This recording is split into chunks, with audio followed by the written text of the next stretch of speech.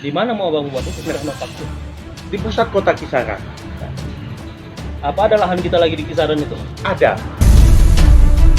Dari 3 hal yang abang sebutkan tadi tuh saya kok agak khawatir soal APBD kita bang. Apa mencukupi? Apa nggak terganggu stabilitas ekonomi di Asahan Ya, ini? pertanyaan yang menarik.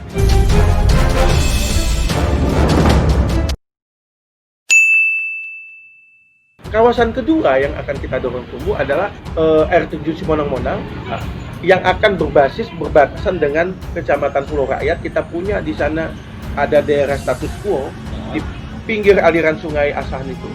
Ya, kita akan dorong sekitar situ menjadi kawasan terminal air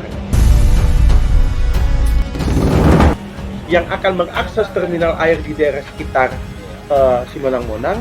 Sepanjang kawasan itu akan kita siapkan bus air untuk orang mengakses air terjun Simonang-Monang. Kita buat suasananya seperti kejadian di Thailand dan tempat-tempat pariwisata lain yang berbasis air. Unik, orang mau datang. Pada titik-titik tertentu kita ciptakan pasar terapung supaya orang bisa belanja. Orang mau datang karena sesuatu yang unik. Unik, betul. Kalau tidak unik, orang tidak mau datang. Maka harus kita ciptakan sesuatu yang unik dan sesuatu yang berkelas sehingga orang mau datang, dan masyarakat, badan usaha milik desa bisa kita libatkan di sana sehingga penguatan ekonominya bisa langsung diretas oleh masyarakat pada elemen terbawah. Itu konsep yang kedua. Kawasan yang ketiga yang saya sebut nanti namanya Asahan Teknopark. Asahan Teknopark itu adalah satu kawasan terintegrasi yang di dalamnya ada konsep edutainment dengan industrial park. Konsep sederhananya saya kasih contoh seperti Taman Mini Indonesia Indah. Tapi konsep Asahan, sehingga budaya Asahan itu muncul di sana. Kita harus munculkan taman-taman budaya Asahan, budaya Karo, budaya Batak, budaya Tapsel, budaya Banjar, budaya Jawa, budaya Tionghoa. Di mana mau abang buat itu Teknopark tuh? Di pusat kota Kisaran. Apa ada lahan kita lagi di kisaran itu? Ada, karena ada waktu nanti di satu saat HGU itu habis. Sehingga kita bisa gunakan itu dalam rangka pengembangan kota Kisaran. Dan itu harus dilakukan dan harus berani pemimpinnya melakukan itu supaya ada kawasan baru pengembangan ekonomi kota Kisaran. Ya, industrial park itu di dalamnya nanti ada industri-industri yang ada di Kabupaten Asahan yang unik. Industri perikanannya, sepatu bunutnya yang sampai hari ini hidup segan mati tak mau. Itu harus kita dorong.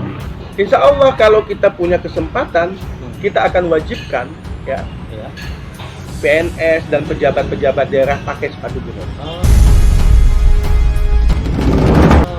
Dalam rangka apa?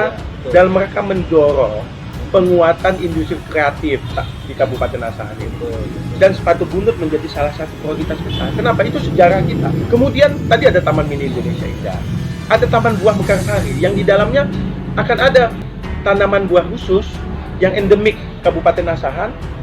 Banyak tanaman endemik kita yang sudah mulai punah. Contoh ada dulu zaman saya kecil ada namanya buah nam-nam. Nggak nampak lagi tuh. Nggak ada buah lagi itu. tuh, ada buah betul. beni. Ya betul. Ada buah beni.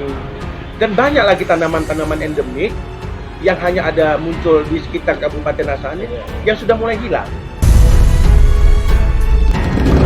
Nah, kita dorong itu tumbuh supaya anak-anak kita tahu suatu saat menjadi pelajaran, bisa menjadi semacam taman supaya kita paham kesejarahan tanaman-tanaman kita Kabupaten Asahan.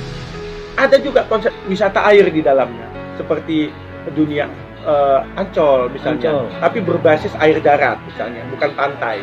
Ya, ada sungai di Kabupaten Asahan itu, di kota Kisaran itu 2 sungai, ada Sungai Silo, ada Sungai Bunut.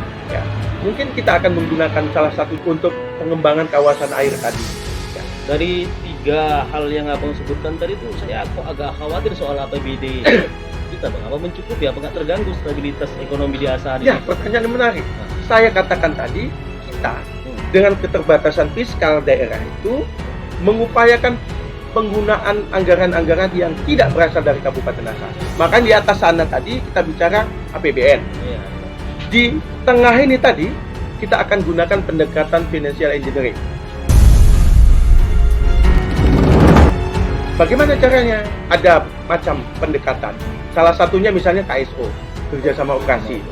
Dan banyak lagi pendekatan financial engineering yang bisa kita lakukan dalam kerangka pembiayaan infrastruktur, ya infrastruktur pariwisata dan lain sebagainya.